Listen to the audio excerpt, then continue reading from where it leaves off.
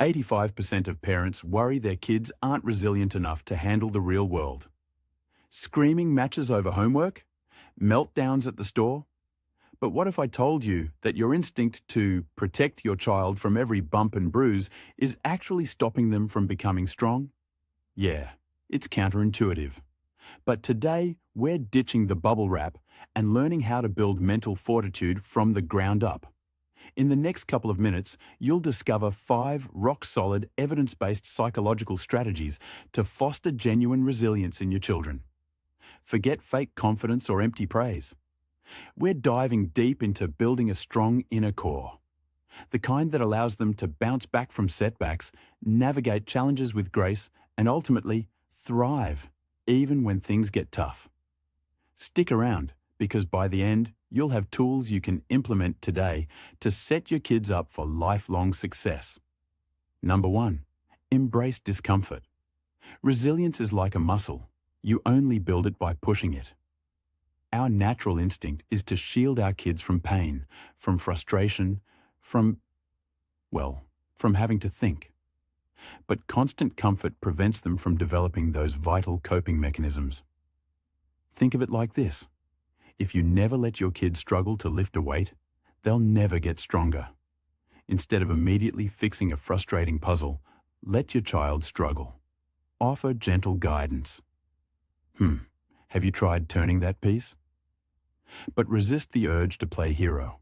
Let them feel that frustration, and then the sweet, sweet victory of figuring it out themselves. What's one small discomfort you can let your child experience today? Strategy number 2, cultivate a growth mindset. Now, Dr. Carol Dweck's research on this is gold. It shows that praising effort, not innate ability, is absolutely key. Ditch, "You're so smart," and try, "You worked really hard on that," or "I can tell you spent a lot of time practicing." This encourages them to embrace challenges and see setbacks as opportunities for growth. If your child fails a test, don't dwell on the grade. Focus on what they learned and how they can approach the next one differently. Encourage them to see failure as feedback, not a reflection of their worth. Trust me, embracing a growth mindset is a lifesaver, even for adults trying to assemble IKEA furniture. Okay, number 3, foster emotional regulation. Kids need to learn how to identify and manage their big feelings. This isn't about suppressing emotions. It's about understanding and expressing them in healthy ways. Teach them techniques like deep breathing. Square breathing is great for kids. Or even just naming the emotion. I see you're feeling really angry right now. When your child is upset, validate their feelings before offering solutions.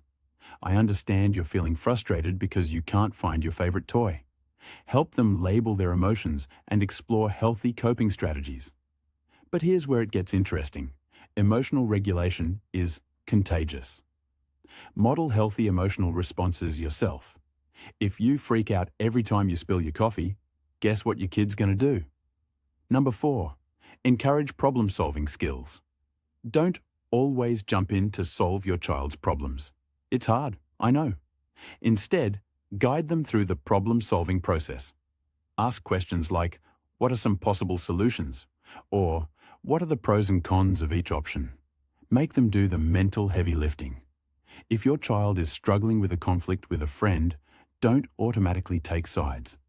Help them brainstorm ways to resolve the conflict peacefully and fairly. Did your child make a bad decision? Instead of getting angry, help them identify the consequences of their actions and ask, "What would you do differently next time?" All right, let's see some examples of great and bad problem solving. First, we have little Jimmy throwing his toys out the window because he couldn't get the box open. Oh no, Jimmy. Now let's look at this kid, calmly explaining why he needs help and receiving the help he needs. Wow, look how many toys that kid has. And I bet they're having a ton of fun. And finally, number 5, model resilience yourself. This is huge. Children learn by watching you. Show them how you handle challenges, cope with stress, and bounce back from setbacks. Be open about your own struggles and demonstrate a growth mindset in action. Your actions speak louder than words.